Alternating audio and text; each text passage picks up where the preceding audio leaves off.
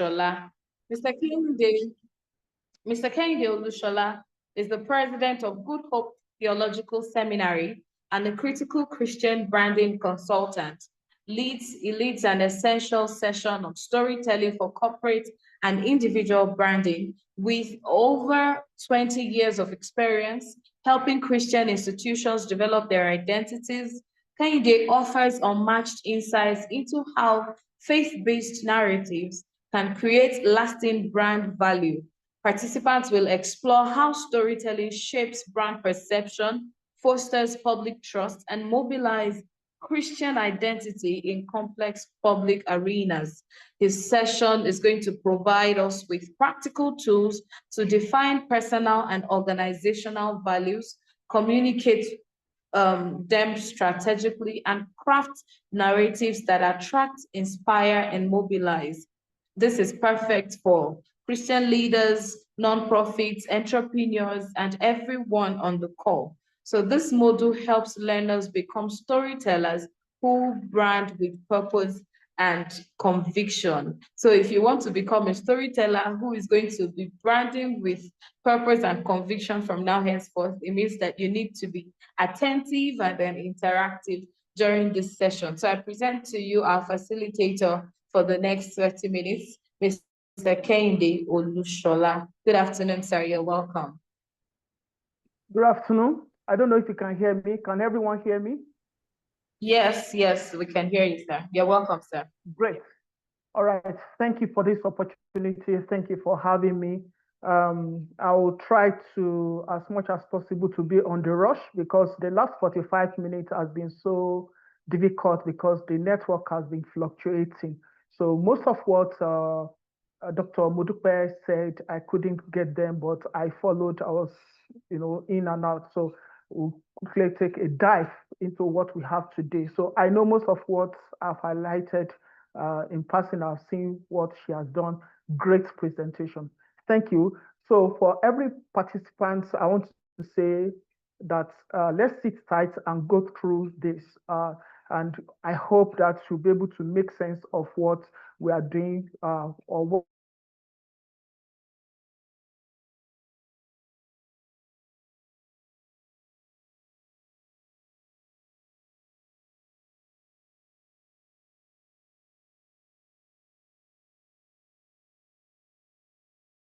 and impact.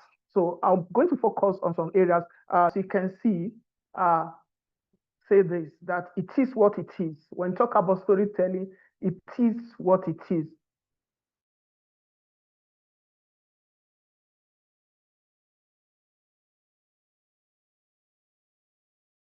Is to communicate ideas, foster emotional connection, communicate ideas, foster emotional connections, and drive change. So, and that is what storytelling is all about.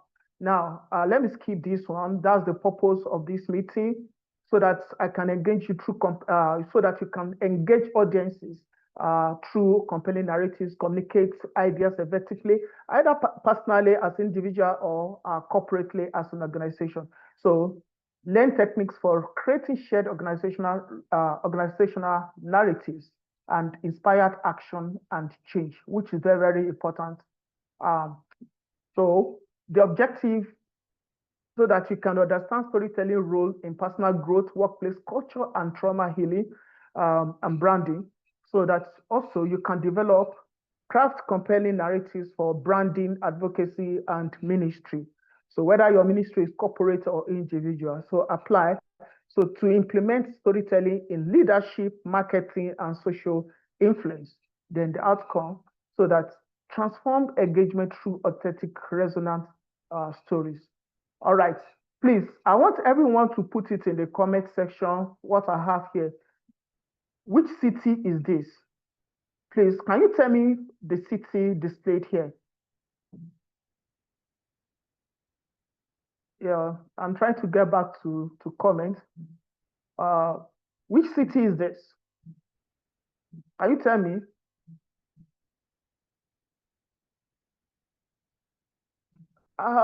Wow, I love it. Braru. Ekiti. Okay. Okay. So most of us Okay. Adewale Adewuyojo. Yes. Yes. Lois Ibadan. All right. Thank you so much. All right. Thank you so much. Let's get back to it. So, sorry. So here is the city of Ibadan.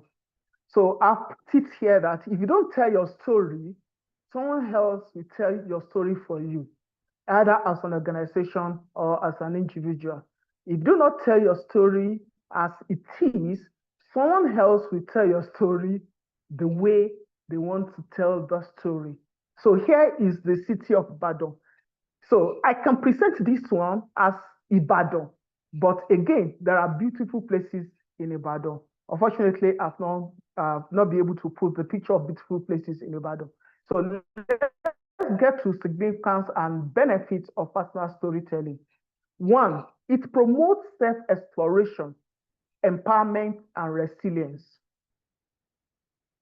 Two, it fosters emotional connections, whether vertical or horizontal. I'll get to that. Okay, quick one.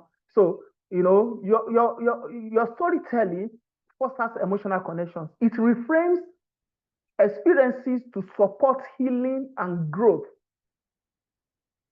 It builds trust through authentic, relatable narratives and engages audience in ministry and advocacy. So that is the significance and benefit of personal storytelling. When you are telling your story, it promotes self-exploration, it fosters emotional connection, reframes experiences to support healing so that you can get healing, whatever you want to get, build trust and authentic, relatable narratives, and engages audience in ministry and advocacy context. So now let's get to personal crafting. How do you craft your personal narratives? I know most of the things have been said by Dr. Modupe, but let me quickly reiterate that you need to be authentic in your story. You don't need, there's a difference between propaganda and storytelling, telling your story the way it is.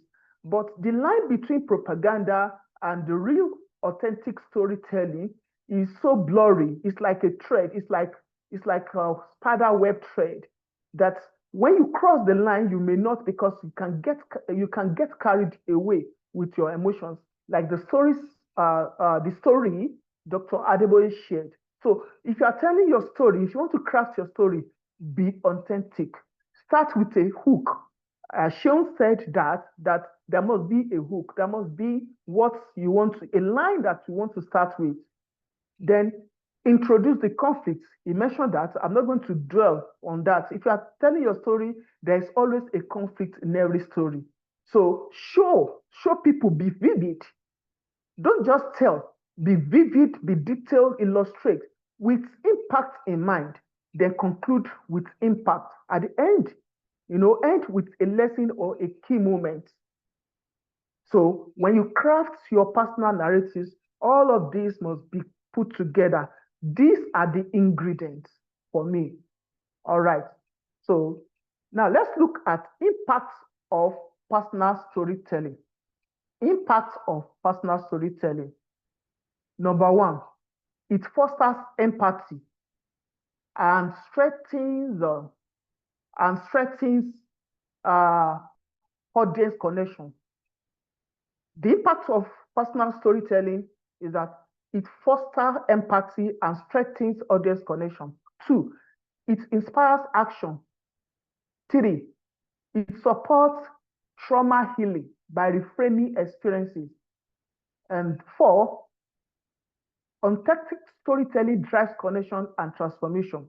Now, there's a story in 2 Kings chapter 4, 1-8. This is a story, since I chanced on this story about 31 years ago in the Bible. One of the days I was just studying and I stumbled on this story. And here is the story of a widow that the husband died and she had 2 sons. And the creditors, those who lent, who gave her husband rather money, they were at her neck. They wanted to collect their money back. and she ran to Prophet Elisha. Now, if you read that story, there's no time to go through that story, please. You can read that story. If you see her presentation, it was so quick, but she fostered empathy that she was able to connect with Elisha. Now, the hook she used was that I am the widow of the one of the sons or disciples, your disciples, sons of the prophet. And you know very well that my husband was a righteous man that feared the Lord. Now, she started her story. Now, she was able to establish facts about her husband. And that in itself was the strength that she was able to use to connect with Elisha. She placed herself as a widow, and of course, we know laws in the land of Israel relating to widows.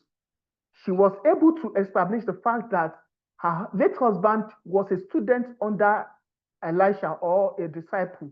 That's the connection. If you don't want to hear me, at least remember that my husband was one of your students or disciples. So thirdly, she said, look, you know how my husband feared the Lord. My husband was not like the other guy that ran after the Naaman's money.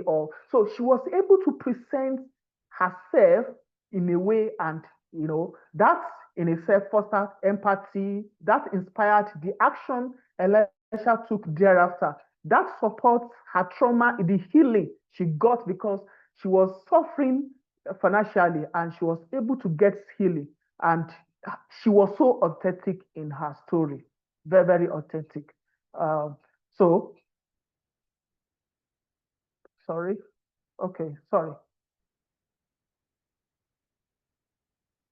So now, significance and benefits. Let me say this because I'm actually rushing and I want to see our reaction.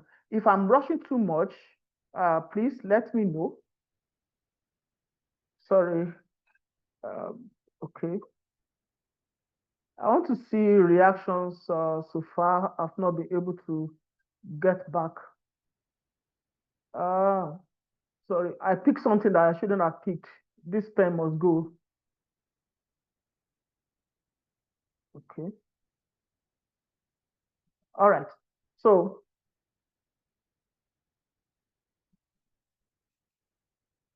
all right. Thank you. So I'm seeing some comments. Let's keep our comments coming.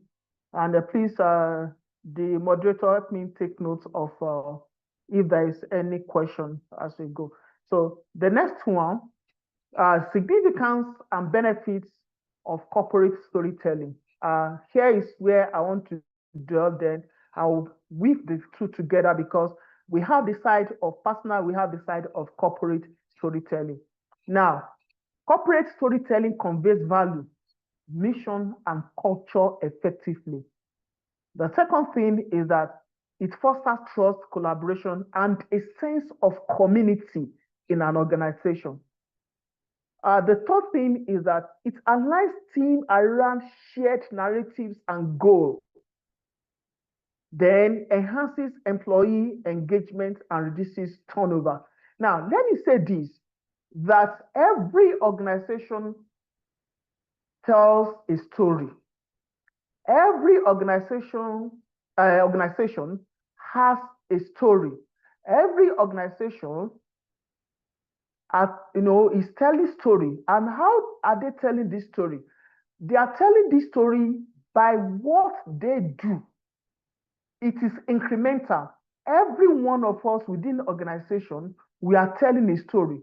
But the bulk of the responsibility is on the leadership in that organization. So if you are a leader in any organization, no matter how small, head of the unit, head of the department, or you are leading an organization, take note that what you do when they greet you in the morning and say, "Good morning, sir," I say, you are telling a story.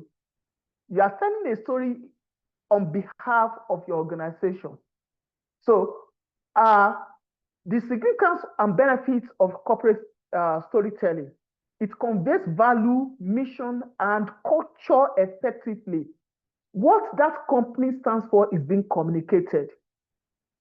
If that organization is a welcoming organization, everyone will know because you are telling your story as a welcoming organization. If the organization is not a welcoming one, we will know. What the organization stands for, we will know. Everyone that visits that place, interacting with that place, or having business deal with that place, or customers, or value expectants, they will know the kind of story each organization or the organization they are dealing with is telling. So it conveys value, mission, and culture effectively. As a whole, you communicate your culture, the corporate culture, organizational culture. You convey your value, what you stand for. You convey mission. But let me quickly say again, no organization is greater than the one leading it. There's no any organization that is greater than the one leading it. The church is standing today because Christ led us through what we should know while he was here on earth. And he passed it on to the apostles, and later the apostles to the church fathers, and on like that. So, 2, it fosters trust, collaboration, and a sense of community. The story you tell, we either give people within that community or organization a sense of belonging or not. So it aligns team around shared narratives and goals, enhances employee engagement, and reduces turnover. Now, impacts. 1, impacts and strategies for corporate storytelling. Number 1, the impacts are the ones in blue. It motivates employee and promotes belonging, self-belonging. The story you tell will either, as an organization, motivates people working with you, working in that organization, and promotes self-belonging. 2, facilitate collaboration and conflict resolution. Now, if you are telling a positive story in your organization, it facilitates collaboration and conflict resolution. The rate at which conflict will be resolved will be so short. Now, let's see strategies. You have to define core values and integrate it into narratives, the core value of that organization, and integrate it into narratives. Permit me to say, when I was working within, I still work. Some time ago, I visited for the first time a particular theological seminary in the Southwest. And from the gates, I was quite impressed that, yes, these people are actually telling the story. And, when I interacted with the leadership and some other people, then I discovered that they started telling their story even from their gate, from the gate of that school. So another strategy is to train employees for consistent storytelling. Now, what you do to your employees is what they will tell people about your organization. So that's why it is important to motivate employees and promote self-belonging so that they can tell appropriate story about your organization. So the last one is to use success stories in marketing and internal communications to market what you have. Yes, I served under a particular leader, and he was always quick to mention names of people that finished from that school, that passed through that organization as students, big names, the likes of Sukdaven Maniraj, the likes of Cole, the likes of a whole lot, Biancato and the rest like that passed through. Sorry, I'm mentioning names within theological cycle. So it was always quick because that's is part of the story of that school. So you must train employees to be consistent in storytelling and use the success story to also communicate your story. Now let's go to implementation for storytelling. So for personal leverage on social media, that has been said. Now we have AI. You can also use AI to leverage. There's a way. People are telling stories by short videos. So you can also leverage on that. So use advocacy storytelling to drive social influence. So now for corporate strategies, you must align narratives with organizational mission. What is that organization standing for? So then incorporate storytelling into training and campaign. When you are training your staff, within the organization, incorporate storytelling. Let them know where you are coming from. Let them know where you are going. Tell your success stories. Tell also where you are working on as weakness. Here we have, you can do SWOT analysis to tell your story. Oh, we have strengths here, we have weaknesses here, we have threats here, we have opportunities here. So when you incorporate storytelling into your training, you will get advantage. So when you are doing that, be specific in your story. What do you want to achieve with that story? Be measurable. Let your story be measurable. Let it be achievable. Let it be relevant and time-bound, because my people will say that the clothes that we buy is for a particular season. Aṣọ ìgbàlà ń dá fúngbà. Sorry for non-Yoruba speakers. That means when you cannot say you want to buy Slick or Santana. Back in those days, 85, 86, Silk, Santana were the reigning clothes, and and other kinds of clothes, but they are gone. I'm not too sure if we'll have that kind of materials coming back. They may come back, but I'm just saying that your story must resonate with time. Now, please, I want you to comment what comes to your mind when you see MTN logo as displayed here. I want a reaction, please, as we are about to close.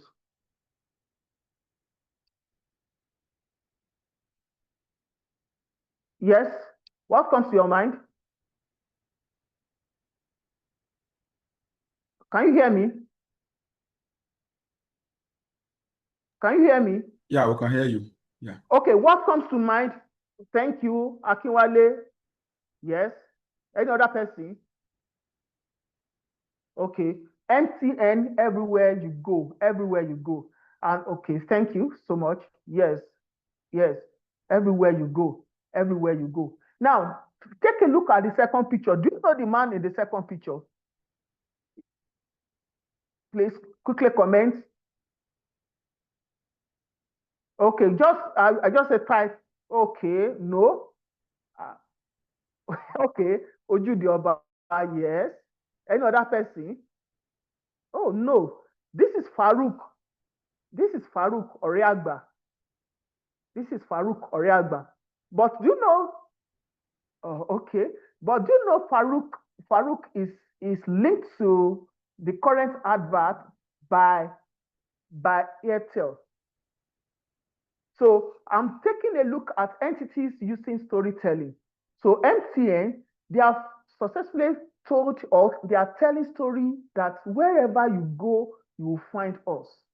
Now, Farouk last year was at Ojude Oba, being an indigene of Ijebu. And shortly after that, Glo couldn't take advantage of his glamorous entrance into the king's courtyard or forecourt, and Airtel quickly seized the advantage and signed in on a deal to advertise for them, and he used the same style. Don't forget that the owner of Glo is from Jebu, but another company seized the opportunity of the way Farouk appeared last year to advertise for them. So MTN is one organization that is so, the way they do the adverts, or they tell stories in their adverts, and that has been said, in passing. There was a time there was an advert, Mama, it's a boy, and there was a time somebody was traveling and was stranded, but MTN network came on for the person. So, and you remember Adon Paul to Saka, So now, you see, another organization using storytelling is Nesford University, where I graduated from, one of my master's programs. So, they put it to your face wherever, as you open, wherever you see them telling one story or the other, So another organization, now let's talk about Christian organizations using storytelling as a corporate entity. Now, Nigerian Baptist Convention, they may not be doing adverts, but they are telling story through local church autonomy. When you enter a Baptist church, you know that local assembly is autonomous in a way, and that is storytelling. And they've consistently maintained that in Nigeria for almost 200 years. I guess Baptists came to Nigeria in around 1850s. So they have consistently, Nigerian Baptist Convention, over time, retained that, and they are telling that story. If you want to see fight, just try to touch that aspect of local autonomy, local church autonomy, then you will see trouble with an average Baptist local assembly. That belongs to Nigerian Baptist Convention. Now, ECWA is also telling the story through missions, local missions especially. When you see in the leadership, there's no conversation that will not, as you speak and talk and discuss the issue of EMS, because ECWA is involved in local missions. Now, COSA is one organization, church organization, that is also telling story. They are telling story of ambience, excellence in ministry. There was a time they invited a guest speaker right from when the guest speaker was leaving his house in Lagos. They were telling that story. So these are entities using storytelling. But let me say this, that as church, we are not doing enough. Just a plain truth that as church, we are not telling our stories the way we should tell our stories. And unfortunately, people who are supposed not to tell our stories are telling the world our story. Is one of the biggest challenges. So because of time. Now, question, you can respond in the chat, in the chat box. One, how can sharing a personal story rooted in your Christian faith inspire others in a non-religious setting, such as a workplace, a community, or a community event? Provide an example of a specific moment or challenge you could use as a hook to engage diverse audience. Two, how can a Christian organization integrate its core value, that is, e.g., compassion, integrity, into a corporate narrative to enhance employees' engagement or attract customers? Discuss a potential success story the organization could share to reflect these values. So please, just take note of this question and let me have it's just like a class discussion, but we do not have time to have. So in conclusion, storytelling is an effective tool that can be used to establish a strong brand or strategic presence. Like that woman, she was able to establish a strategic presence with Elisha. So a strong brand. And of course, when you tell your story, you are establishing a brand. Don't think that it's only your customers that are interested in your storytelling. There are value expectants, people that are not buying from you, people that are not dealing with you, people that are not patronizing you, but they are value expectants. They are holding you in high esteem, and they do not want anything less than what they are seeing you with. So storytelling is an effective tool that can be used to establish a strong brand or strategic presence, enhance engagement, and cultivate meaningful connection with people, stakeholders, and value expectants for all its worth. So storytelling has been with us for many, many years. It's native to us, and as believers, as Christians, whether in the workplace, we must seize the opportunity to tell our story the way we should tell, and we can leverage on the technology. Back in those days, most organizations, they use magazine and newsletter, but we have the word on our palm. Thank you. Wow, that was quite insightful. Thank you so much, Mr. Kehinde Olushola. That was such an impactful session. And one thing that stood out for me is the fact that if you want to have a strong brand and a good strategic presence, then you need to maximize storytelling. Thank you so much, sir. We have a lot of comments in the chat box and reactions from your lecture, which we would be taking, including questions at the end of the next lecture. Because the way the program is designed, we'll take yours, then we take the next lecture before we can attend to questions. Hope that's fine, sir, Mr. Olushola. So we hope to still have you on the call so that you'll be able to react to those questions. So if you have questions, please note them down in the comment section so that they will be addressed in due time. We're moving on. It's been such a packed session today of so many insightful and beautiful presentations from all of our facilitators. I will be introducing our next speaker, our next facilitator, joining us all the way from the United States of America.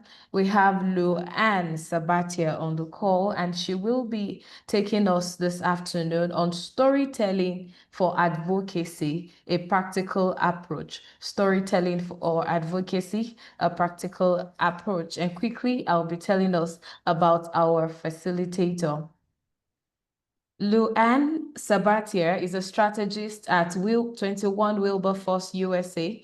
She brings unmatched expertise in global advocacy and media strategy to her session on storytelling for advocacy. With decades of experience designing campaigns that mobilize support and provoke policy change, Luann's teaching is both practical and inspiring. Her session will guide every one of us through the storytelling techniques that make advocacy campaigns successful. She will explore how to identify story-worthy content, mobilize emotional resonance, engage stakeholders, and align narratives with organizational goals. This session will empower every one of us to use storytelling to amplify causes, influence public opinion, and advance justice in challenging socio-political terrains. So I present to you all this afternoon our next facilitator, Ann Sabatier. Good afternoon, Ma. You're welcome. Good afternoon. Thank you. I'm going to bring my slides up if you'll give me just a moment here. That's okay. That's fine, Ma. All right. Can you see, everyone see? Yes, we can. Clearly. Wonderful, wonderful. It is an honor to participate in this training. I have great respect for Theo-sight and also a great respect for all of you, because obviously storytelling is dear to my heart for over 40 years. And the fact that you're investing your time and being intentional on the various aspects of storytelling is encouraging to me. Tell a story, change the world. I have one goal for today's session. Obviously, I hope you'll pick up some new insight and some techniques. My primary goal is that you will leave convicted, that you will feel a strong burning desire to use storytelling to make a difference, maybe in one life, in one faith community, in one congregation. So without further ado, let's begin. I think it's always good to start with what do we mean by advocacy and storytelling? So obviously, and let me back up and say, all of the sessions that you have participated in or will continue to attend in this course, in this seminar, will overlap some. So use your discretion. There may be a few things I'm going to repeat. If so, it's that they're so important that they bridge into the corporate or some of the other sessions. But anyway, advocacy and storytelling is the intentional use of personal and collective stories to influence attitudes, mobilize support, and to drive action around a specific cause or issue. So it's not for entertainment. That's great if someone's entertained. It's not just to inspire. That's a part of it. It is to bridge, using that story for a cause or an issue.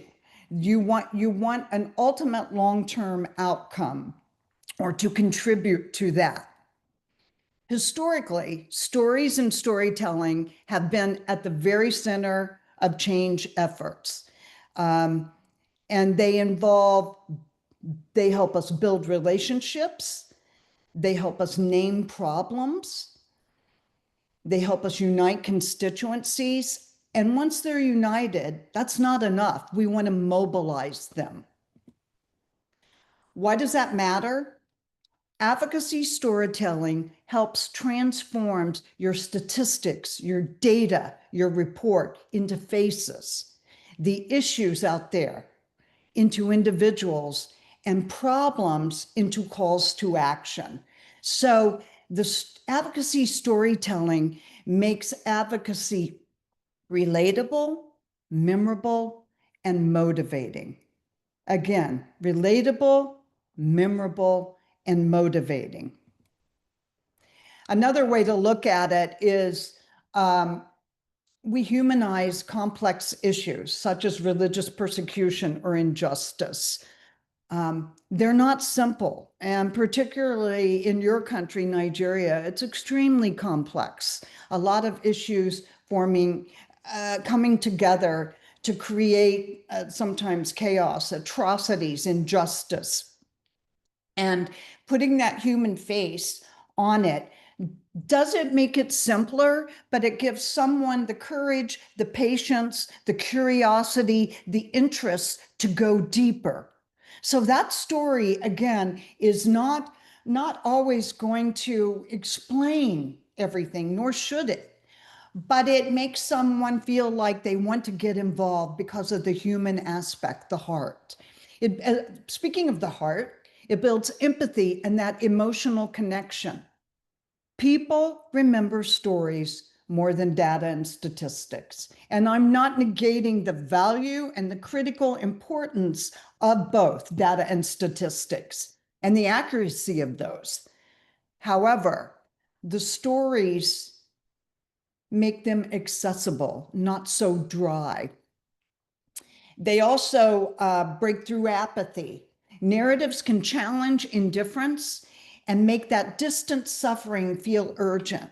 So whether I'm talking about someone in the US or Europe, seeing what's happening in Benue State or Plateau State in Nigeria, it seems so far away. The narrative makes me sometimes feel like the storytelling, I'm right there and I feel your pain. I see your angst. I see the injustice. Sometimes even within a country, sometimes even within a village, seeing the difference, what's happening between the Middle Belt and Northern Nigeria, or the West or the South. So to break through that apathy sometimes, because it's not me, it's not in my surroundings, it still makes me care, or makes you care. And then we mobilize for action. And again, mobilize, action, advocacy. Stories can inspire prayer, policy change, donations, or public engagement, or maybe all of the above, depending on what your goal is. The power of story, powerful narrative can challenge paradigms. When stories can change, power can shift. Who are these 4 people on this slide? They're people who their stories and the stories that they told definitely shifted paradigms. On the left, I start with that because I represent 21 Wilberforce. We are an international NGO, which is a non-governmental entity organization, which defends and equips Christians, churches, and religious congregations and faith groups, all religious beliefs, their ability and their right and the dignity for them to live out their faith.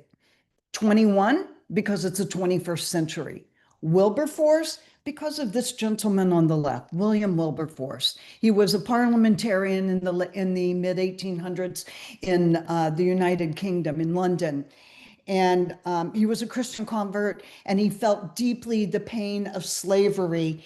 And he used a grass tops and a grassroots, top down, bottom up approach, particularly the bottom, the grassroots, the clapping circle. They told stories. They had pamphlets. They fanned out to raise the awareness and to help abolish slavery in the UK. William Wilberforce, a powerful, powerful man who used stories to ignite a movement. We all know the second one, Mother Teresa, and her heart and her humanitarian impact. The third, Martin Luther King Jr., the civil rights movement in the United States. And last, Corrie ten Boom, who survived the Holocaust and helped, as many others, tell the story and magnify it through their own personal faith, but the stories and the suffering of others. These are just 4 individuals whose stories and movements have transcended their time and influenced all of us, obviously, in some way. Let's look at some other movements that have won public support with powerful stories. Holocaust testimonies. Survivors such as Elie Wiesel use personal stories to expose the horrors of Nazi genocide. What's the impact? He helped galvanize support for human rights frameworks. He helped contribute to those who built education programs and countered denialism. The power of story. I'm going to be surprised if you do not recognize this young woman. Movements like Malala Yousafzai, her personal story. She was shot by the Taliban because she just was going to school. Her story, though, became a global symbol of the fight for girls' education. What's the impact of that story and that movement? It mobilized international support, led to the creation of a global fund that is working on contributing to these issues and contributed to policy change on education in Pakistan and beyond. It's still not ideal, but it made a dent. It's forward progression. And I want to stop and say something about advocacy. Advocacy most often never solves a problem, and it may not always be a big leap. But as long as you are grounded and have sustainable forward progression in what you're advocating for, the issue, or the bill, or the family, or the prisoner of conscience, we're looking for concrete steps forward, positive momentum. And then the last example on the power of story that I'll share is Nadia Murad, the Yazidi genocide. As a Yazidi survivor of ISIS captivity, her story became the face of efforts to expose ISIS war crimes and human trafficking. The impact, profound. She helped initiate global legal actions, first of all, against ISIS perpetrators in the International Criminal Court through her attorney, Amal Clooney. And they've had a couple victories. The victories are long, years, and hard. But just the hope of those for the families who still have people missing and who have suffered so much, even seeing one victory, one person prosecuted in the criminal court, makes them feel like everything they went through was not in vain. She launched Nadia's initiative to rebuild communities in crisis, and she won the Nobel Peace Prize for her efforts, and she continues to this day to expand the impact. You'll see 3 words: story-based strategy. Advocacy needs to be very strategic. Obviously, when we're all storytelling, there's emotion involved, and sometimes that emotion overpowers our strategic approach to our storytelling and the issue. So while I'm going to talk a lot about the power of emotion and how to drum that up to mobilize people, I want to impress on you, your advocacy should be very strategic. What is the issue that, or the one simple step that you're asking people to do or to take? And then you look, and that's your boundaries and your checkpoint as you tell your story. So I call that story-based strategy. Cesar Chavez, a famous labor activist, said, "Let us always remember, even when you're advocating for whatever issue," and I know in 21 Wilberforce, over a decade that we've been working, advocated for many countries, Nigeria first and foremost, the Middle East, Ukraine, some China, injustices in India. And whether it's blasphemy, churches being burnt down, whatever it is, and I ask you to always remember, the fight is always about the people, okay? And if that's always in the back of your mind, even in some of the clinical things that you have to present, you'll bring that personal aspect in of storytelling, ever so slightly even at times, to make the impact of your advocacy more effective. So story-based strategy, it's the power of the narrative, working towards movement building long-term for change. Power of narrative, name the problems. Is there clarity? And how do we craft those messages? And we're crafting our messages we're talking about today in stories. I'm going to talk about how you distribute them a little bit later. Movement building, again, uniting constituencies, mobilizing, and stories that help change and shape the world. Okay, types of stories to tell. Before we jump down to these 4 points, I cannot overemphasize the subhead. Always get permission and avoid exploiting trauma. I'd like you to remember 3 words when you tell stories for any reason, but also for advocacy. And those are do no harm. So it's often, I don't want to say tempting, but in our effort to do good, sometimes we lose a cautiousness about, should we even show the face? Should we identify the population group? Should we tell the location? Should we tell the name? Should we identify the faith group?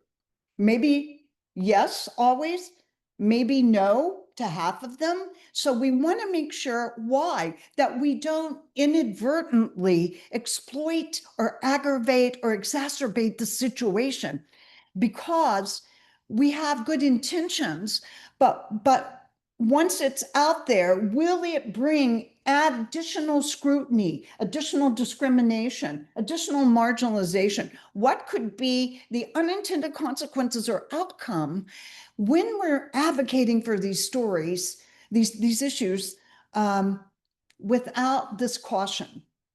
So do no harm. Victim stories, so humanizing those who are suffering. We have survivor stories. Now, by the way, you could be a victim and a survivor, but sometimes how you're telling the story has a little different arc on the narrative. Strengthening and resilience in the face of injustice for survivors is what's the key focus.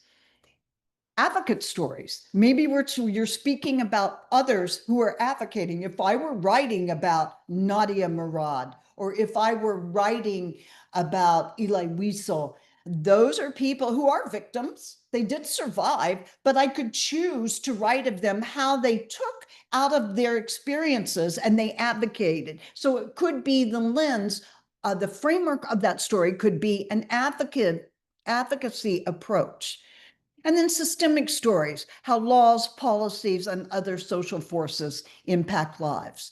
So, sometimes I think it's important to note and kind of have your intent. I wouldn't get all hung up in a ball about this, sometimes that you have to identify specifically which one it is. I just wanted to share that your stories will tend for advocacy to fall into one of those four categories, sometimes overlapping.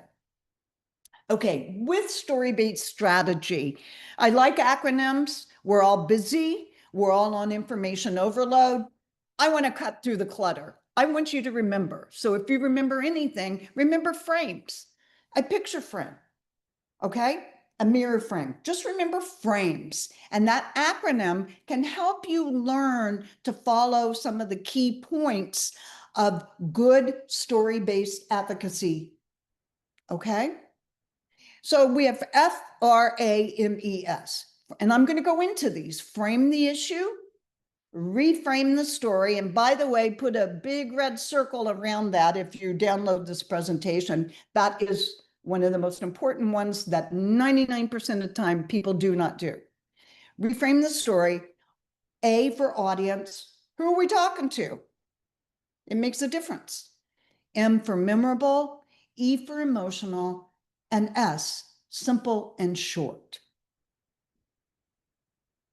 And framing, whoever frames the debate tends to win it. That doesn't mean you always win the issue, but you tend to have the upper hand or sometimes leveraging because you're framing the narrative. You're trying to control it.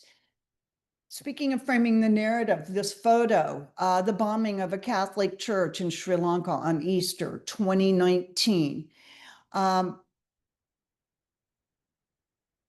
This was over time, and I use this photo because initially people who were telling the stories were looking at this as a one-off situation in Sri Lanka rather than what had led up to it and what happened immediately after it.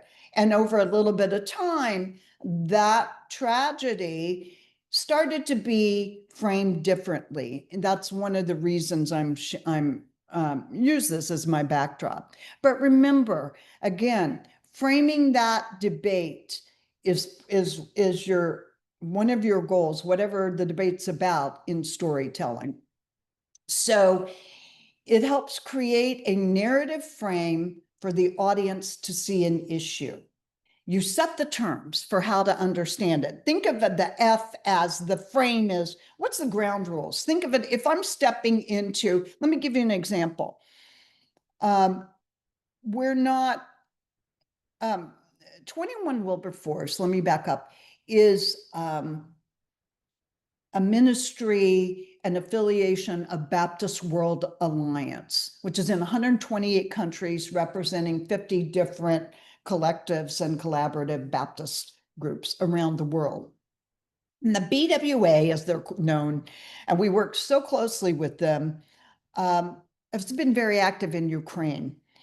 And recently, we've had a couple of delegations over to the United States, meeting with 21 Wilberforce and the BWA and telling them about the persecution and the outcome of the churches and the clergy and the morale in Ukraine and the ongoing war. So I decided, okay, I wanted to write a story about it. And it's a little bit of an advocacy story. I would say most of our stories are that 21 Wilberforce tells in one way or another. So to frame the issue, I didn't start about what 21 Wilberforce is doing or the BWA. I started with the war. This is the terms I wanted to, even though we see it, it's in the news every day, and maybe it's not as prominent down in Nigeria, I'm not sure, but still, even though you see it, I just wanted 2 paragraphs to bring people in. So saying, here's my base, here's the situation, the context that we're going to talk about our issue. That's framing. So don't get so familiar with your issue that you start jumping into things and they have no context. Framing creates a context for what we're going to talk about in our story. So it takes the task of designing a narrative. What are the images? It reinforces for the audience where you're going. Now, we do not put everything, including the kitchen sink, in a story. 2 paragraphs about Ukraine, I could have written 2,000 words. I could have written 20,000 words. I could have put 50 grabbing pictures in there. We need to learn what to put in, and more importantly, what to leave out. I often find, and please, I'm saying this with heart, I want you to succeed. I want you to make a difference. But we're so earnest that we put too much in. So be judicious. When you're framing the issue, I'm not saying dumb it down, but look at it through the eyes of the audience. Or is it too much? Is it too legalistic? You just need to launch them into it in an accurate and a clean, concise way. So make sure who does and does not have power in the story, and you're setting that up when you're framing the issue. Reframing is, if you want to advocate, by the way, most of the time there are no new issues, okay? The issues are around, they crop up, they'll come back cropping up. You may have new information, you may have a new cast of characters, but often the framing, the background, the concept is same. So change is usually not framing new issues. But what it is reframing existing ones. And we all fail miserably at that sometimes. And let me tell you why. We want to move them forward. We want to take a story and alter the narrative a little bit, the perception, but you don't do it by being caustic, by pushing back, by being adversarial. I don't care what your injustice is, how much you've been harmed, how wrong that law is. We must find the golden thread to bridge. So the key to reframing a story is, what is the one in all of the areas that we can agree upon, that as I start telling my story, I can bridge and bring them along and they go, yes. So folks, I want you to remember the power of yes. And to get to yes, when you're reframing a story, means you want to bring them on the journey. You don't want them sitting back saying, this is wrong, this is false, I don't agree. That's very polarizing. So you can tell stories all day long, but your advocacy will not be impactful if you can't reframe that issue on something that we can agree on. So it's something that I don't think most people are doing it because they don't want to. I don't think when they're telling stories, they understand that. Let me tell you, as seriously, I did not come at this from storytelling training or from faith-based. Over my career of 40 years, you might say, well, how do you know this, Lou? One of the things my team did was we taught people to sell, okay? And we had a presentation that we would give for 2 hours about the power of yes. How to not put people on the defensive. That's not compromising. You are not compromising when you are reframing a story, but you're trying to have a civil way forward to get them to agree. And if they agree on one thing, then they'll start being more amenable. So I was trying to get people to sell something. What I'm trying to help, then I brought that forward to advocacy storytelling and thought, we really want to take people who don't agree, whether those people are groups in the government, whether they're groups in our own congregations or faith groups, whether it's in our community, even our neighbors. If your neighbors are hostile to you for whatever issue, you have to find the common thread. You got to reframe the story. So I spend so much time on this because I feel it's so lacking and I feel it's so important, and it's something that you can easily do. So another way to look at it is we're shifting popular understanding of an issue, an event, or situation. You're trying to change the terms on how it's understood. Look at this, if you would, the photo. It's a little blurry, for which I apologize, but this group was being just beat up all the time. And they said, "Dear Suki, we are all same human beings. Please act like one." We're all human beings. Please act like one. That's the dignity that God created for all of us. We all deserve to be treated like that. So in their advocacy, you might say, well, that's confrontational. Not really. They're trying to reframe it in an emotional yet challenging way. Now, audience, who are you trying to reach? So you want to craft your story for advocacy in terms of language, context, and values that will be appealing to your, how about that? Your what? Left you hanging there. I apologize for that. But to your long-term goals. So what I mean by that, see your goals through the eyes of the audience. By the way, you can have a broad audience. It can be at times the general public, faith groups and non-faith groups, different types of faith, religions. It can be for government. Most often, though, when you can distill down, come down from the 50,000-foot level of the general audience, even sometimes you may take the same story and nuance it a couple different ways. Different if I'm talking to the Christian Legal Society, okay, versus, or let's say Christian Association of Nigeria, versus if I'm talking to people in the government and the legislature, versus I'm talking maybe to a hostile group. So I can still have a lot of the same elements, but maybe I'm giving a different example. Maybe I'm being a little stronger in one than the other. So just remember, and this sounds really mean, I'm not mean, but I have to remind myself all the time, it's not about you. It's about your issue. It's not about you.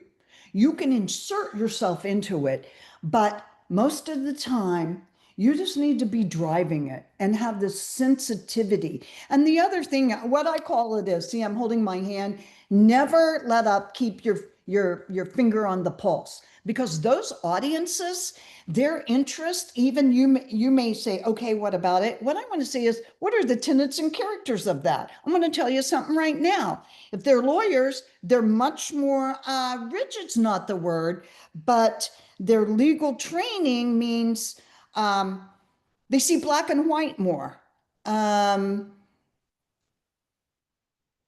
If they are faith leaders, okay, you want to make sure that you're tying in theological and biblical principles. Now, by the way, you could and would use those for everything, but more so calling them out. If I'm talking to, let me just say, I work with a lot of women's groups on the ground, faith groups. If I'm talking to women in a local community, I'm going to emphasize trust and care and intentionality. So again, all those other groups, they're going to do that, but what specifically is going to pick up the vein and get them to respond? The audience. So Stories should be memorable, easy, share, and sticky. So use images, slogans, symbols, metaphors to capture the essence. Not throughout, do not be gimmicky, okay? But I will tell you something, they can read, and I've seen it over and over and over. Somebody can read a 400-word story. They can read a 2,000-word story. They can read a 200-word blog post. They're going to remember 2 or 3 things at most. Now, they may come back and read it. They may save it. They may bookmark it, 2 or 3 things. So as you're going through, sometimes you're not aware of that when you're crafting that advocacy story, but go back and look at it and say, whoa, what's jumping out? What could they recall? And a lot of times it can be an image. I'm going to share with you before I go to the next slide something that I just totally don't understand. But there is a Ukrainian woman I ran across about 4 years ago. And she was mid-30s, not married, no children, had never taken a picture in her life, a photo. She picked up a camera, self-taught, did a GoFundMe campaign, and started traveling around the world to photograph women and girls of all ages. You might say, okay, what's your point here? Where's this going? Hang with me. Those photographs, and then she would write a 1-page, maybe a paragraph, 2-paragraph narrative, and she had 500 of them. They have changed the global image of women. She ended up getting 15 corporations around the world to underwrite her next work. She's now continuing to this day. And why am I telling you that? Do not ever underestimate the power of an image, okay? Because she refused, she wanted to see them, grandmothers who were 90, not with makeup or posed in their natural environment. And they're so, I can't tell you, I've been to museums, I've been in storytelling 40 years. I bought the book, which was expensive. I've reached out to her. I can't tell you how profound those, each one of them, and there's 500 are. So where am I going with this? It doesn't take a lot of money, but it takes intentionality. So sometimes we'll do stories and then we get ready to put it on our blog or share on social media and we're like, oh, I got to find a photo. No, you've got, the way I want you to think about it is, I need to finish the story. I need to finish the story. If you tell me it's an essay, if you show me it's a story. Barbara Greene was an advocate. I actually took this picture in northern Nigeria 10 years ago. We were there for 3 weeks and visited many states, and this was in a IDP camp. And I asked her permission to take it. We did, Elijah and I, Brown. And I've carried this photo with me for a decade, not to forget what you're going through in Nigeria. If you tell me it's an essay, if you show me it's a story. Who can forget the image of the Coptic Christians who were killed by ISIS shortly after this photo was taken, and it went viral around the world? The photo captured the essence of their persecution for their faith. Emotional. So we do want to trigger some responses with themes such as tragedy, hope, anger, and frustration and joy. So just remember, advocacy is not clinical, okay? It must trigger into some kind of emotion that will then be backed up, hopefully, by narrative that has facts, documentation, but also points somewhere. So in and of itself, it's not just to trigger it, but the most important thing is, what do we do with that emotion? Bring back our girls. That was raw emotion. That hashtag triggered emotions of anger and frustration and delivered an emotional impact around the world. Unfortunately, sometimes where that momentum of that movement or awareness went kind of became fractured to have the long-term total impact. But still, I think if you went down to a crowd of 50 people and asked them, the one case that most people remember about Nigeria to this day is bring back our girls. What matters to your audience? And when I say simple and short, I'm not saying it should always be a short story, but when you're advocating through storytelling, don't try to do too much. Again, well-intended. You want them, you're not trying to get them to do 20 steps. You're not trying to totally solve a problem through your advocacy storytelling. What you're trying to do is what matters most to them, and sometimes move them to the next step or two. All right, you don't always have to say, here's the long-term horizon. You're not going to remedy everything, because the value is their concept and capability within that story to capture it and to believe it, okay? And to think, also, you don't want to overwhelm people. It's very easy in advocacy storytelling to be overwhelmed and to overwhelm people. So again, it's not always the length that I'm talking about here, but on simple and short is what you're asking within that. Is it something that they can grab a hold of and make a step forward? So frame the issue, reframe the story, the audience, make it memorable, emotional, and simple and short.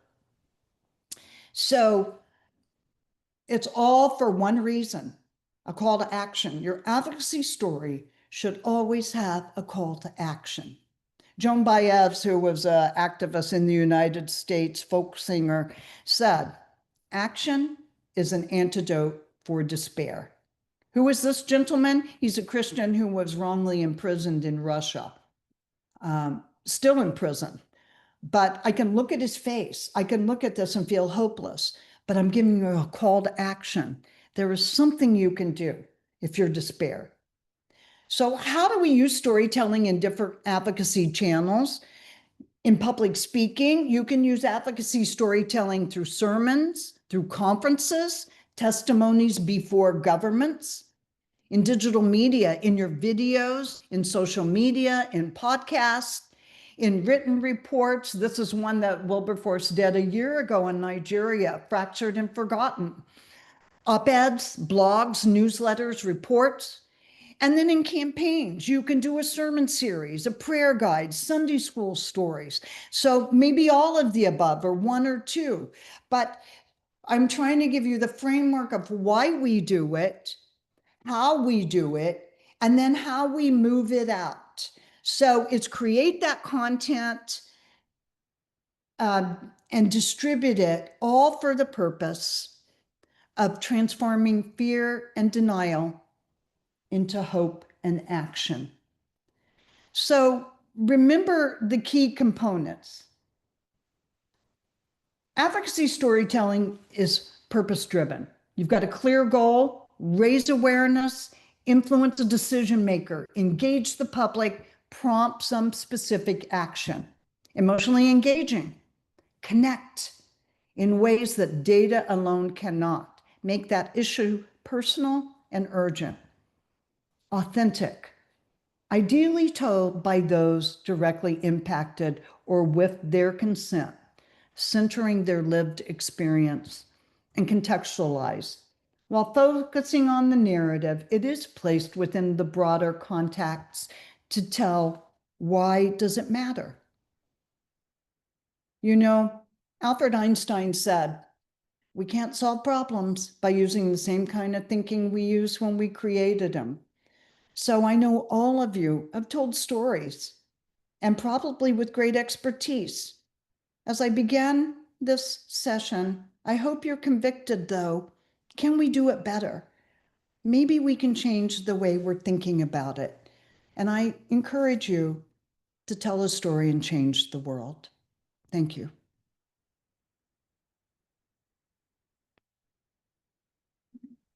Wow, that was so beautiful. Please, can we react in the comment section? In fact, we've had the comment section blowing up since your lecture started.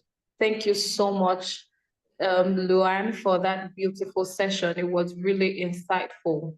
It's such a privilege to be able to glean from your many years of experience. I mean, when you mentioned that you have been in this for 40 years, I was amazed. I had to put it down.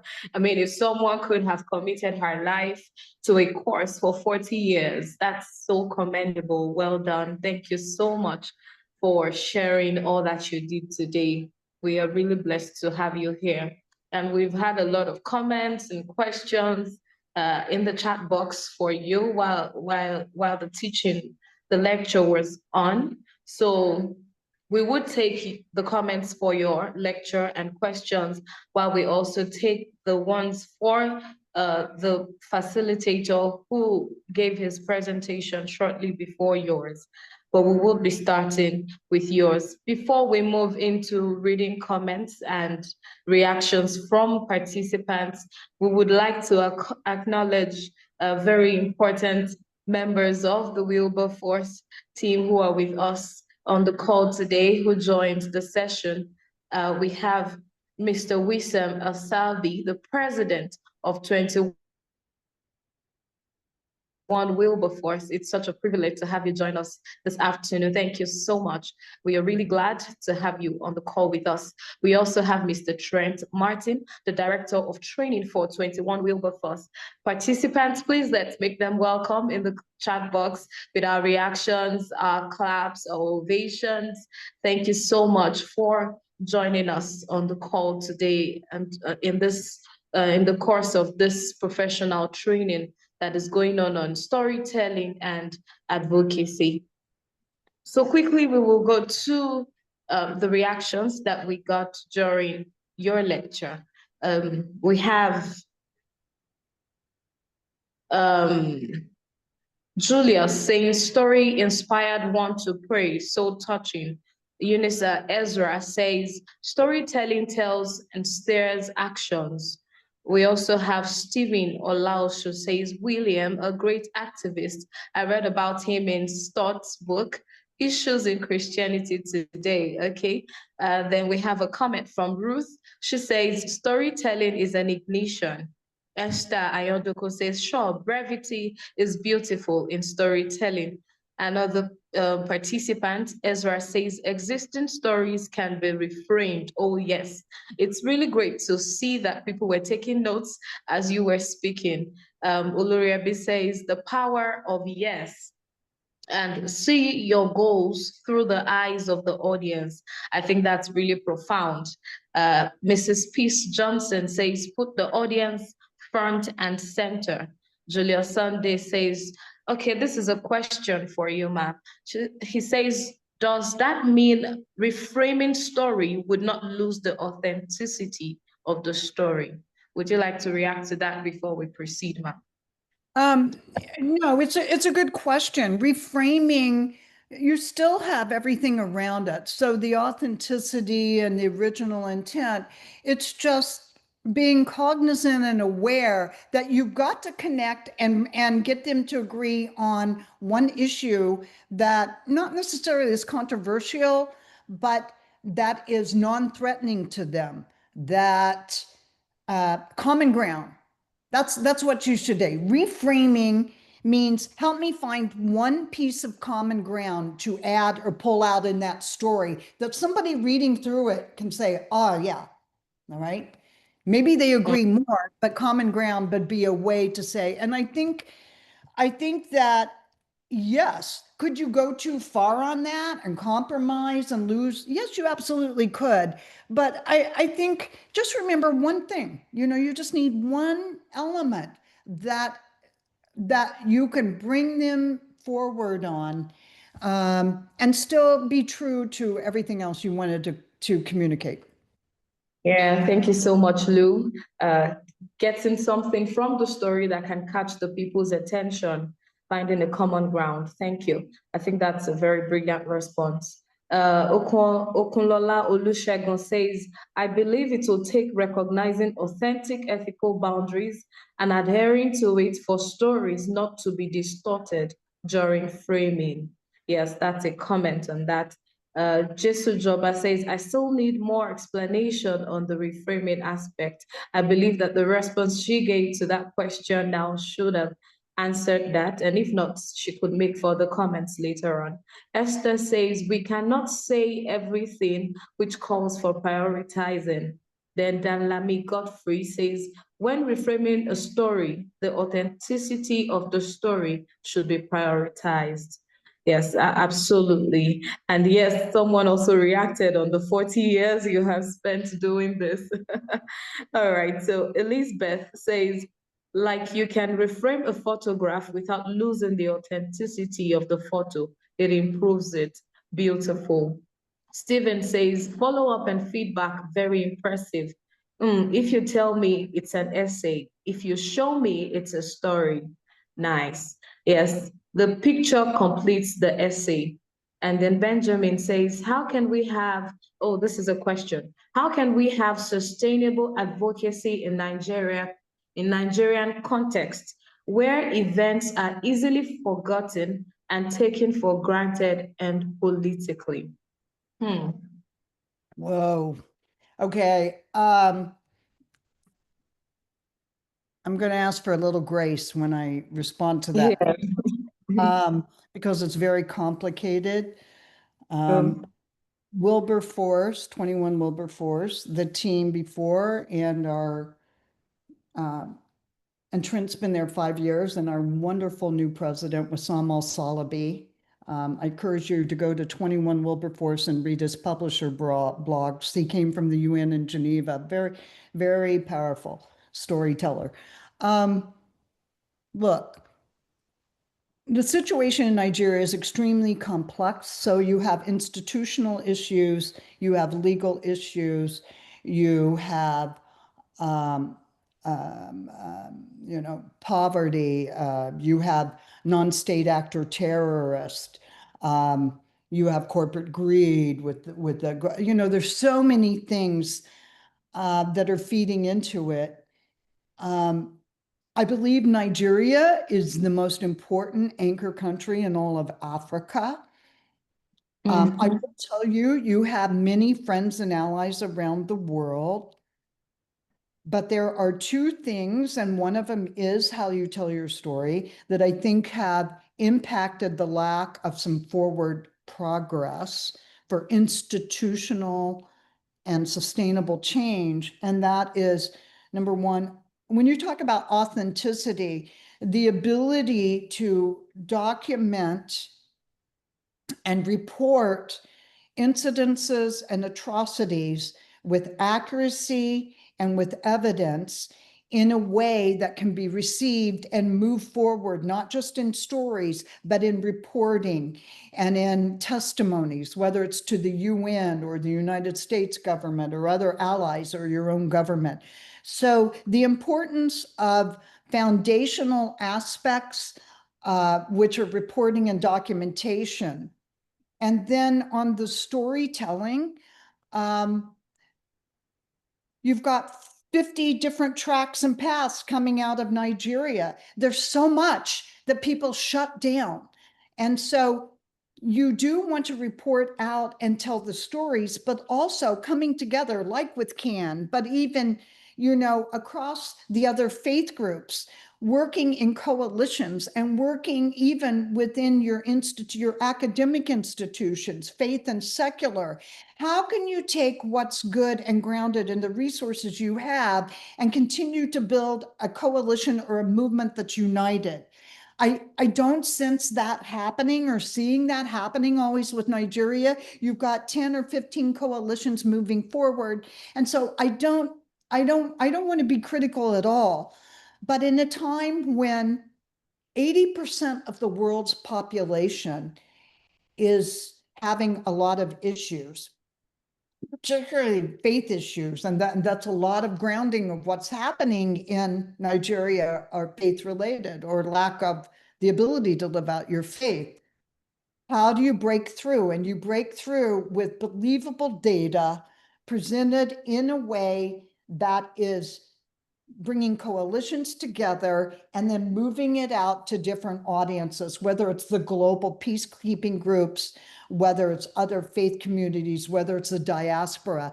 I do not want to oversimplify it, but I also don't want to discourage you. We're seeing great movement and action. And the most important thing I will say is things that you're learning through Theo-sight. You have to tell your own stories. We can advocate for you, and we will, we being outside of Nigeria, but the most impactful change and advocacy will come from your local communities over and over and over in every state. I hope that's helpful. Yes, I believe that did justice to the question, and especially when you said the ability to document our stories with accuracy and not losing the authenticity of the story. That was really brilliant. We have a lot of beautiful comments, but we would like to just move to the questions because we are pressed for time. So someone says, honestly, I have gained a lot, especially the need to reframe some stories for a better advocacy. God bless you, ma.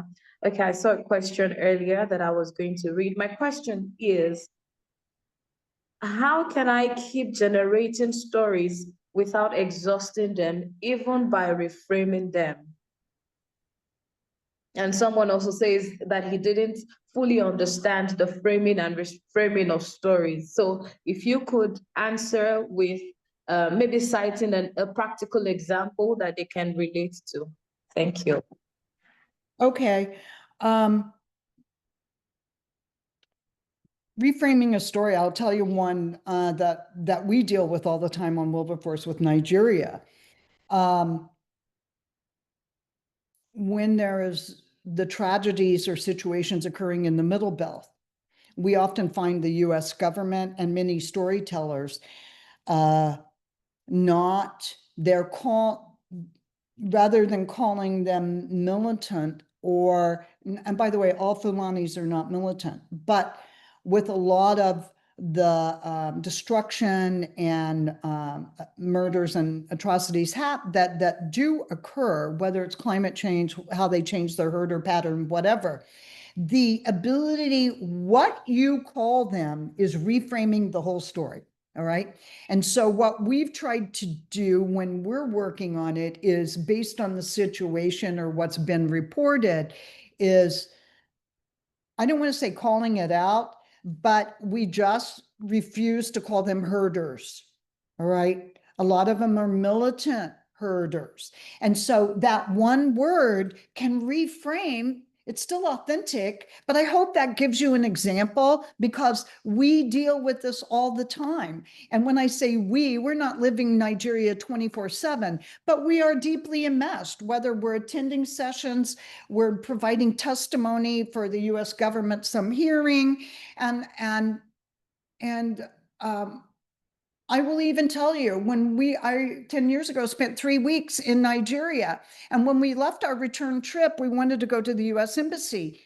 And finally, after a lot of finagling, and we're Americans, we got an appointment. We were there 2 hours, and we walked in with tons of evidence.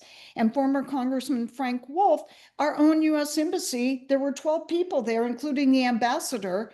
And they had never been to some of the states that we had traveled to. And on top of that, they refused to even talk about the herders, whether they're militant or not. And so I'm not saying it's everything in your government.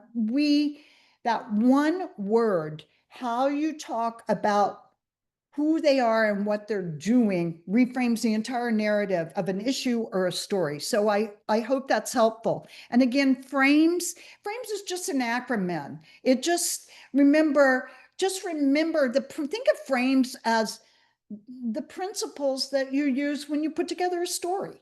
Some of them are common sense other than the R reframing. So, it'll come to you. You got to practice a little bit if you're not used to it. I hope that's helpful. Yes, I believe so too. Thank you so much for that response. We're so pressed for time, but quickly we would want you to address this other question. The person says, does advocacy encourage social equity in a corrupt system? And secondly, does personal integrity have something to do with advocacy? The first is, does advocacy encourage social equity in a corrupt system? And secondly, does personal integrity have something to do with advocacy? Let me flip those because the second one's easier. Absolutely. Absolutely. By the way, personal integrity has something to do with everything you do. You know, every day, I'm not preaching to you, but I get up and say, God, let the Holy Spirit guide me, give me integrity in every person I touch, every conversation. And so it should absolutely in every story you tell. You know, you don't want to use someone's story to leverage in a negative way or for negative intent, or again, doing harm, or and personal integrity is honesty. And it goes back to that fact finding. Sometimes, listen, this is a really important point I forgot. Sometimes we have to move. You know who our biggest challenge is? Our own personal bias. So you can have conscience and belief and facts, but are you bringing a bias because of your experience that might be clouding how you're telling a little bit of the storytelling? I'm not sure. I totally understood the first question, but you talked about when you're sharing on, I'm going to interpret it in one way, on social media is, or social telling of that. Great point. Just remember this.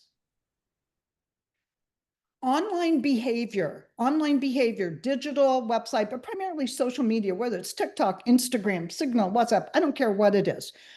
Online behavior and stories impact offline, and offline impacts online, okay? So the answer is, be careful when you're on that distributing point, when you're moving that story and you want to highlight it and call it out through social media on a campaign. Absolutely.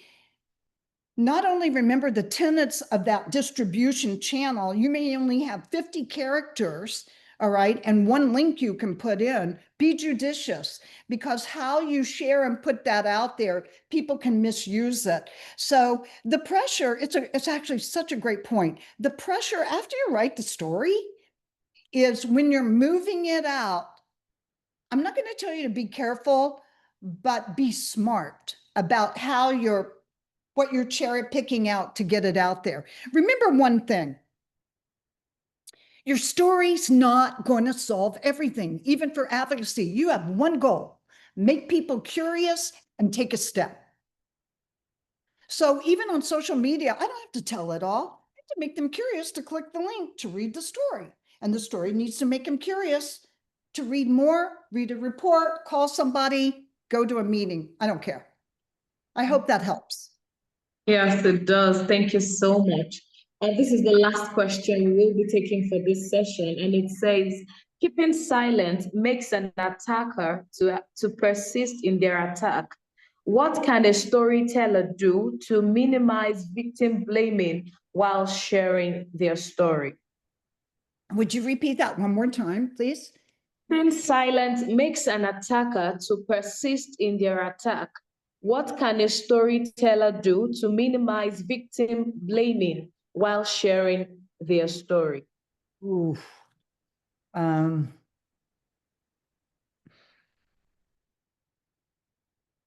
It's very, again, I think that's very challenging to do. What I would suggest is to minimize the victim blaming, even though you're telling the victim's story, tell enough around it. So when it's shared, I don't know how to say this, make it about the outcome or how what happened to that victim could impact them or someone else. So this is going to sound really odd or contradicting, and I am not. By the way, whoever asks that, you get an A, because that's probably the toughest question all day. Is you want to tell sometimes the survivor or the victim's story But at the same time, it's not so it's about them. It's for what purpose? So they can think, what happens if we don't, to other people, if we don't do something? Where could this go? Does that make any sense at all? So it's about the victim, but there's enough of a pull in that story where you're moving them along off the victim into, and the profound impact of this could be what? So there might be a little bit of speculation and I will say again, if you have data and so it's not getting into an argument, but if someone wants to sometimes there's things you cannot isolate and keep them out of. But you want to counter the narrative. So positive feedback. If someone's blaming a victim, you come right back, not denying it or saying don't blame them, with another angle on that story. So you're countering it with another point. And so I don't want to say drowning it out, but you're just saying, I'm not going to go there with you as the storyteller. Does that make sense in your rebuttal? Yes, yes, I believe so. I believe it does. Thank you so much, Ma. I think someone also gave a response to that question. Stephen said, objectivity, authenticity, and truthfulness. And I think that's also true, very correct. Wow, Yeah. thank you so much, Luann. It's been a pleasure having you. It's so beautiful to have you on the call with us. We have learned so much. I mean, we would have to take eternity here to be able to harvest all that you've gathered and experienced over the years, over the decades.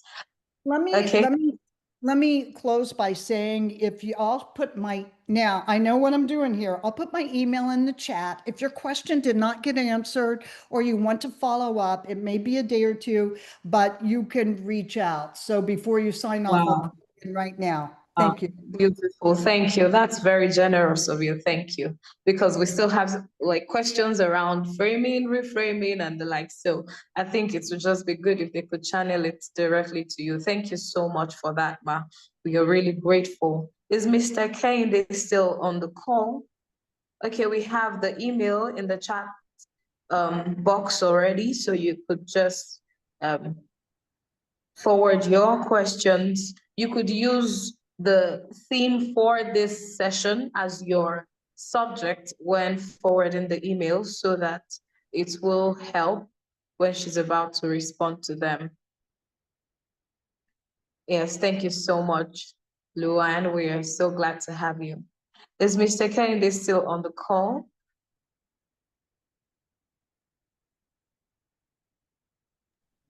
No, he's not. He's not on the call. All right. Okay. Wow, it's been such an awesome time today, and I believe that everyone on the call at the moment can also attest to that. We want to use this medium to say a very big thank you to all our facilitators for today, starting with the keynote speaker, Mr. Seun Okinbaloye, who addressed us in the morning, Dr. Adeboye, Dr. Modupeoluwa Adekanye.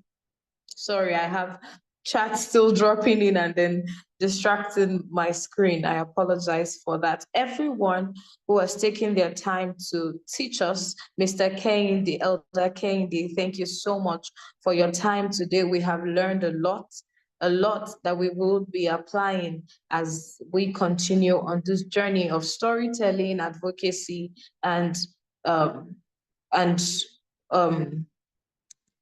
narratives. Yes.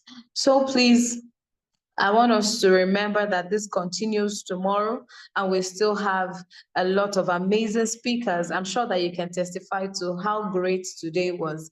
And like the scripture says, it's the glory of the latter shall definitely surpass the former. So tomorrow is definitely going to be a lot better than today. So please make sure to come early. We start by, let's be punctual. Please, let's join the call early so that we can start early. Yes, truly, they were wonderful sessions. Thank you, Esther Ayodele, for that comment.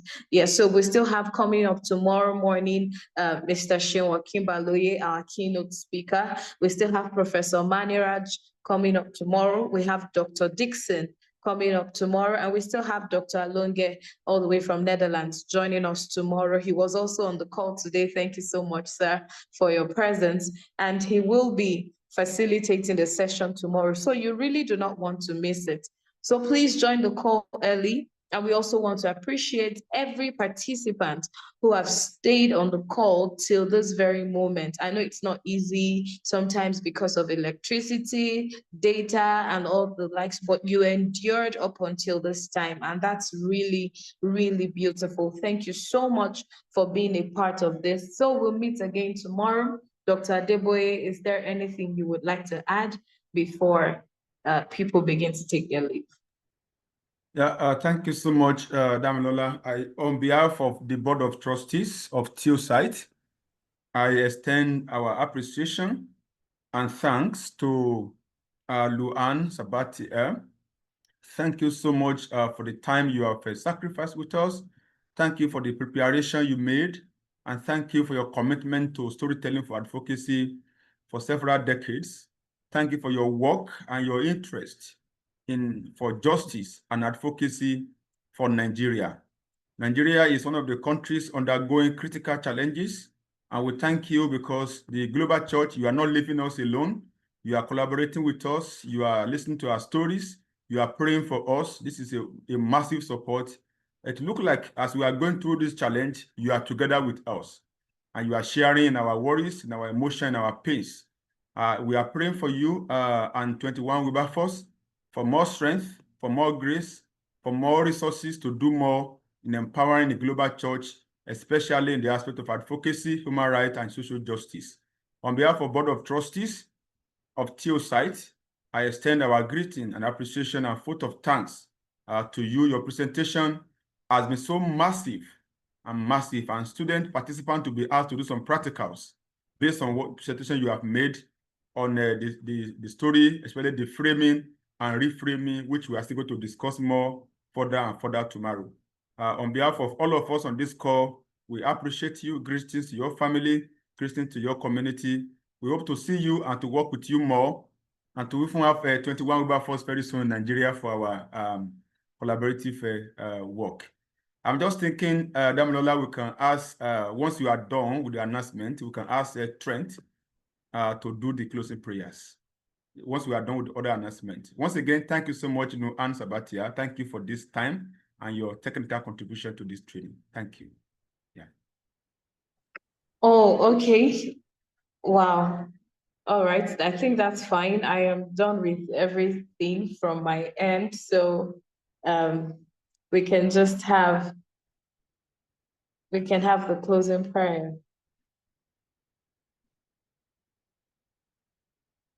Mr. Trent Martin, could you please pray for us? You are muted. You are muted, Trent. Oh, he cannot unmute. Mr. Seun, there we go. Now I'm able to unmute. Yeah. Thank you all so much for the honor of being here. Let's close in prayer. Dear Lord, we thank you so much for you are the ultimate storyteller, the most beautiful story ever told was of your son coming for us and to save us, Lord. And we thank you that we can reflect you on how we tell the stories of others around us and your story in our lives, Lord. I pray that you give a blessing to all the speakers and participants who were here today. May they take away many parts of insight into this practice, Lord. We pray for blessings over Theo-sight and their work equipping leaders in Nigeria, Lord, for your work. And we pray for an even better day 2 of the trainings, Lord. In your name we pray. In Jesus, amen. Amen. Amen. Thank you so much. Thank you, Mr. Trent. And if you can share some stories of this program on your social media, it's fine. You can also begin to craft your story. Participant, you can begin to craft your story. So tomorrow when we meet, you can share some structure of the story you want to start sharing, and then we can use it as samples of the practical sessions to be happening tomorrow on how to help you craft your stories, and that story of your communities, of your churches, or the story of a survivor that you know.